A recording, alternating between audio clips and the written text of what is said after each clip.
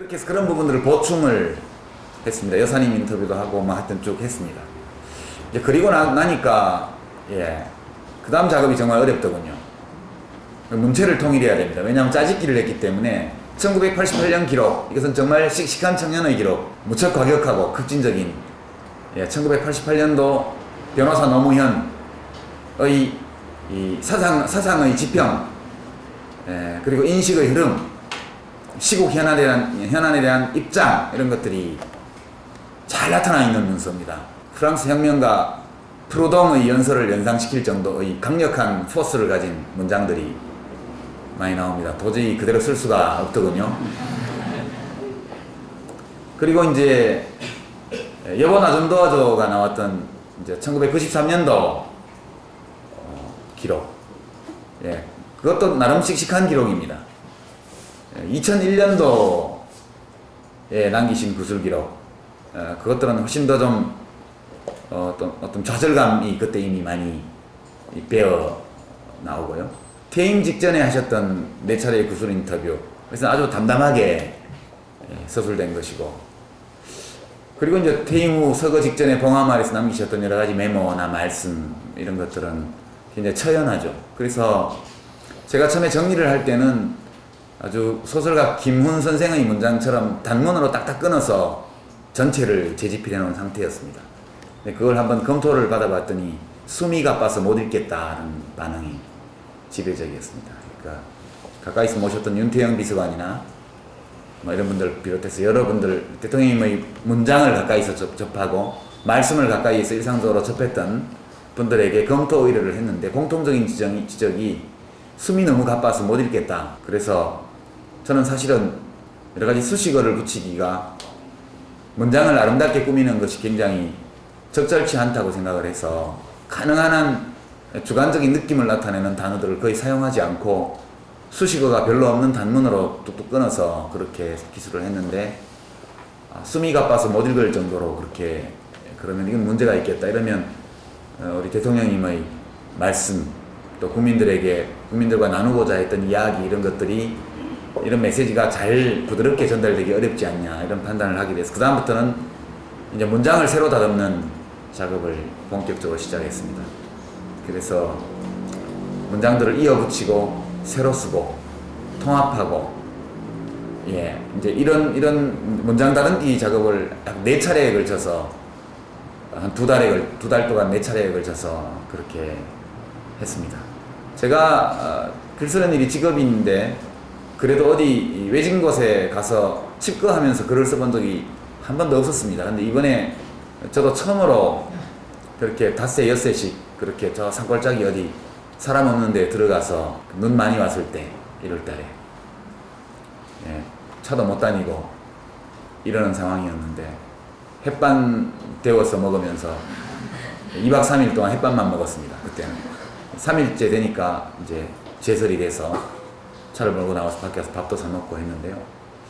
그런 과정 거쳐서 책이 만들어졌습니다. 저도 처음에는 제가 넣었던 문장과 대통령님의 기록에 나와 있는 문장이 호흡도 다르고 색깔도 다르고 냄새도 다르고 그래서 뭐 적고 심을 했는데, 이렇게 여러 차례 손을 보는 과정에서 다행히 나중에는 저도 어느 게 내 문장이었고 어느 게 원래 대통령의 문장인지를 잘 구분하기 어려운 상태까지 가서 이제 됐다 싶어서 출판사에 원고를 넘기게 됐습니다. 그 책을 쓰면서 처음에 시작할 때 이제 컨셉을 잡고 시작합니다. 자료를 다 대체로 검토를 하고 이제 재편집을 한 다음에 그것을 이제 쳐내는 작업을 하는 과정에서 그때도 컨셉이 있어야 됩니다. 기본 개념, 이 책에서 나타나는 노무현이라는 이 사람을 한마디로 나타낼 때 이 사람이 어떤 사람이다라는 관념을 가지고 봐야 이제 그 작업을 할 수 있죠. 그래서 처음 시작할 때는 최선을 다한 사람이라는 13말을 가지고 정리를 시작했습니다. 1부, 2부까지는 크게 문제가 없더군요. 그렇게 작업을 했는데. 근데 이제 3부부터 시작해서 이것만으로는 할 수 없겠구나라는 느낌이 강하게 왔습니다. 그래서 이제 내린 결론이 최선을 다한 것은 물론이고, 최선을 다할 뿐만 아니라 늘 자기 자신 앞에 당당하려고 했던 사람, 이렇게 이제 생각이 좀 바뀌었습니다. 예, 그렇게 놓고 봐야 그분이 했던 여러 가지 선택들이 좀 분명하게 이해될 수 있는 것 같다는 느낌 때문에, 그래서 최선을 다하는 것은 기본이고, 최선을 다해서 내 스스로 나의 내면에 있는 윤리적 규범, 나의 내면에 있는 도덕의 기준, 나의 내면에 있는 어떤 삶의 진실, 이런 것들에 비추어서 이 선택이 비굴하지 않아야 된다, 이런 아주 강한 기준을 가지고 계셨던 분이 아닐까, 이런 생각이 들어서 이제 다시 앞으로 돌아가서 다시 정리를 또 시작을 했죠. 일부부터. 그런 과정을 여러 차례 거쳐서 이 책이 나오게 됐습니다. 어떤 분이 저보고 영매라고 그러는데, 실제로 책을 작업을 하면서 이제 이 부분은 좀 더 써야 되겠다, 조금 더 취재를 한 부분을 넣어야 되겠다, 이 대목은 좀 지금 시점에서, 그러니까 서가기 전 4월 달에 이제 회고록을 써야 할 때다라는 글을 남기셨을 때 그 시점으로 돌아가서 그 시점에서의 대통령님의 여러 가지 정서적인 상태, 삶에 대한, 자신의 삶에 대한 어떤 태도, 이런 것들을 기본으로 잡아서 이제 전체 자서전을 이제 재집필하는 이런 과정을 거쳤기 때문에요. 이제 문장은 그렇게 되게 그 시점에서 저자의 심리적 상태, 내지 자기 삶에 대한 태도를 이제 최대한 반영하는 그런 쪽으로 문장들이 정리가 되고, 일들에 대해서 지난 일들에 대한 해석이 여기 이루어져 있습니다. 이제 그렇게 하다 보니까 결국은 2009년 4월의 시점, 4월의 노무현, 그 눈으로 태어나서 철들 때부터 시작해서 그 시점까지의 모든 일들을 그런 관점, 그런 시점, 그런 정서 상태로 다시 봐야 되는 문제가 생겨서 이제 영매라고 말하는 게 그런 의미였다고 저는 생각하죠.